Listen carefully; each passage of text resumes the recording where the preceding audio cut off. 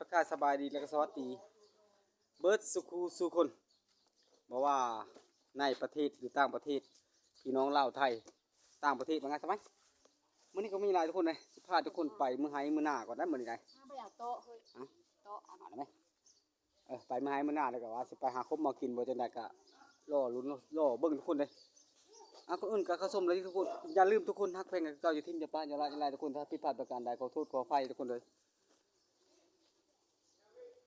บอกว่าหลายอย่างทุกคนย่างไปเลยทุกคนนะตอนนี้ก็ฝนอยู่ตกทุกคนเนาะมืดอยู่เด็กทุกคนเลยฝนตกแล้วทุกคนผู้โอ้ยฝนตกทุกคนมืดเดี๋ยวนี้ฮะมืดคนเลยมืดอยู่ได้ทุกคนนะแต่ฝนมันตกทุกคนนะตกกับบ่แห้งคือเบาทุกคนเลยไปไทยหญ้าทุกคนเลยเอางาซะอันนี้ประมาณนี้นะบรรยากาศบรรยากาศกันทุกคนเลยอันนี้ทุกคนเลยปรุงปรุงใจเพื่อนนี่ก็ถือโต๊ะอันมัดกาไปได้ทุกคนเลยแต่ผลที่มันตกถือใบท่าคนว่าไปมาให้มันนะโอ้ยมีแต่น้ำโอ้เดี๋ยวเฮ้ยมีแต่หนุ่มแต่น้ำทุกคนเอ้ยทางไปให้มาส่งก็ได้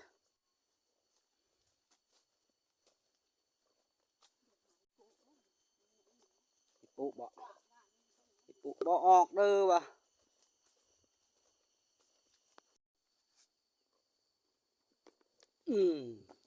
ผลดำแล้วทุกคนได้ผลได้เอาย่างวันนี้บึงไปไทยเมื่อก่อนทุกคนนะบรรยากาศขมืดมูอยู่ดีเลี้ยวเลยผลเอาย่างได้เห่าได้ทุกคนเลยผลจะเกมได้แล้วพูน้ำค่อยกระงึดน้ำนี่จักมาทางใดได้เห่าจนมือท่าแล้วน้ำบ่มีโอ้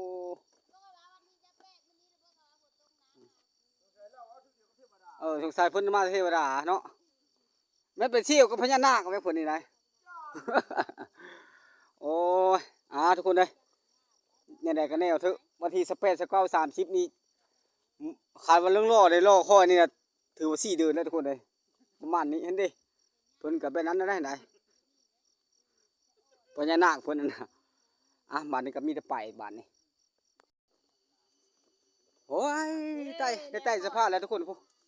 สะพานที่เอ็ดมาแล้วนี่โอ้โหอยู่ดู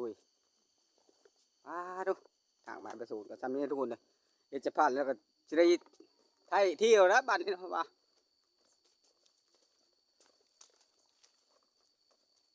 ไม่ได้ไปทางไหนทุกคนวันนี้ไปมาให้ประสูตินี่ละนี่แหละ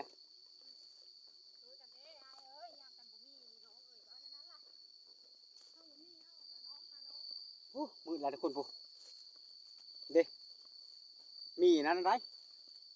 มีหมอกอะไรทุกคนเลยหมอกคนนะบ้านนี้ใส่ท่าพุ่นได้เห่าด้วยเนาะใส่ท่าพุ่นแบบว่าดีกับภรรยาใส่ท่าพุ่นมาบอดีข้างนี้นะบอดีมวยนะบอลพิวราทุกคนเลยบอดีภรรยาพอจะให้ผุดตุกอย่างเดียวทุกคนสูงนี่เดี๋ยวนี้เขามานอนให้นอนสูงทุกคนคอยนอนหื่นอยู่ทุกคนเลยประมาณนี้นะนอนให้นอนหน้าทุกคนเลยบรรยากาศลูกแม่เจ้าเหรอไม่จะพายนะไม่หาหาเอาสีเช้าไปลกกาเลยค่ะไปบ่ไปลกกานะนะพายบรรยากาศเทียงให้เทียงหน้าทุกคนในช่วงนี้ทุลายเขาเจ้าเฮ็ดหน้าดูดทุกคนบ่ได้เฮ็ดหน้าฝนได้ประมาณนี้ได้นี่น้ำทุกคนเลยดูดน้ำนี่นะนี่อันนี้ก็น้ำอาบเพิ่นทุกคนเลยประมาณนี้ได้กับมันยังลายเดี๋ยวนี้ช่วงนี้หาได้แต่แบบนี้ทุกคนเลยดูดนี่นะนี่สำเร็จงูหลามทุกคนเลยประมาณนี้อะไรเนี่ยดูทุกคนบรรยากาศทุกคนหน้ากับป่าประมาณนี้ทุกคนเลยกับมันยังลายได้ดำเลยทุกคนเลยดำแล้วก็คักอยู่เลยทุกคนงามเลยน่าดูนี่ละหน้าควายแล้วผมไม่ห้วยทุกคนไว้งานสไปแบบว่าห้วยอยู่ไก่เกินไก่ระดับเกือบ 400-500 เมตรทุกคนเลยมันก็บ่ได้ล่ะว่าง่ายซะอันนี้เขาจ้างละประมาณ200 เมตรพอแล้วปุ๊บก็เลยพาให้รอท่าฝนนี่ละก็เลยไปไทยลิ้นนี่แหละทุกคนเลยดำหน้าคนเดียวทุกคนเลยประมาณนี้ได้ดำหน้าคนเดียวก็ดีกว่าไม่ได้ดำทุกคนเลยไปทุกคนเลยประมาณนี้ได้ผมไม่ยังไรได้ดำก็ดีกว่าไม่ได้ดำทุกคนเลยอันนี้สีเหลวทุกคนเด้ไอ้น่าประมาณนั้น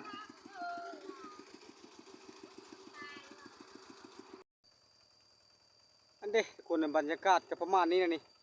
สูงนี่อันดับหน้าดูเขาเจ้ากันนะทุกคนเลยประมาณนี้เลยนะอันนี้ทุกคนเลยเขาว่าเรื่องมืดจะโอ้ยได้มักทุกคนเลยพูแต่ว่าเรื่องพุ่นนี่นะไปอยู่สิไรกับบ่ฮู้ยอมแล้วคอยก็ได้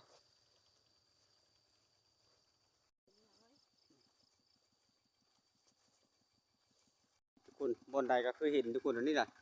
เขาเจ้าก็ได้ดูดคือเก่าทุกคนเลย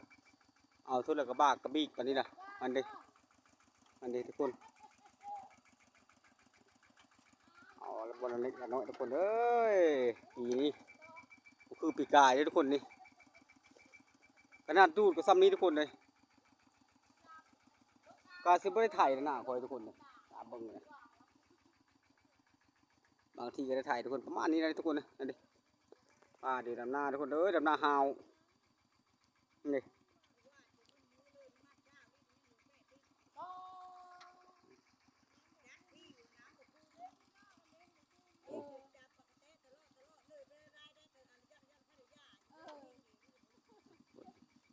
ก็ประมาณนี้ทุกคนเลยปีนี้เฮ็ดเนี้ยอะไรยอมฮับบอลเถิดแล้วก็บากกระบีกปันนี้บรรยากาศอยู่กลางไห้กลางหน้าประมาณนี้ทุกคนเลย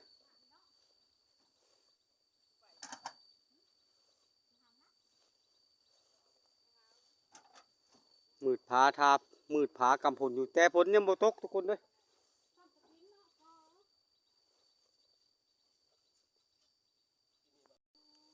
มาให้สูนก็ไปหามึงนัดก็ทุกคนเลยหามะไปสั่ง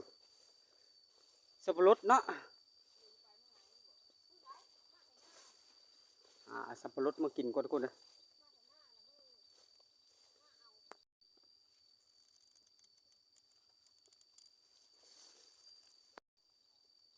นี่ดิทุกคนเลย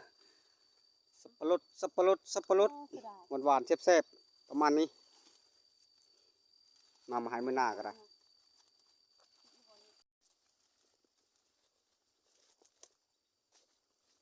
นี่บ่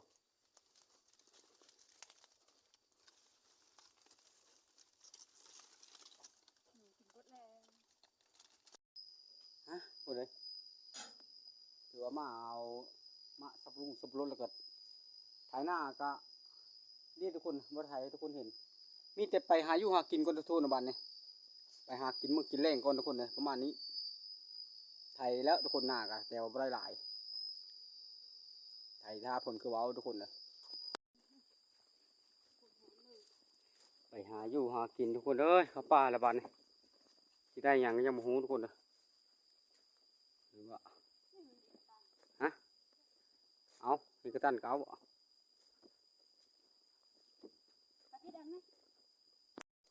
เอาเฮ็ดกระตันก่อนทุกคนเลยประมาณนี้ทุกคนเลยการหาอยู่หากินทุกคนเอ้ยเฮ็ดกระตันทุกคนบ้านคอยเอาเอิ้นเฮ็ดกระตันนี่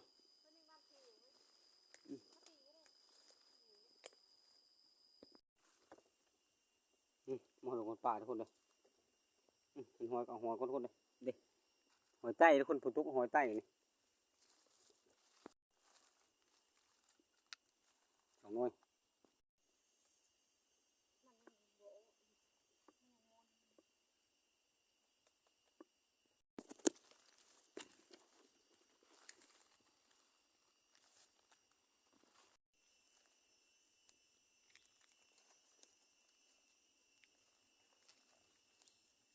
ตัวไรอยู่เลยทุกคนเลยเด็กเดี๋ยวโบราณได้บ่ มา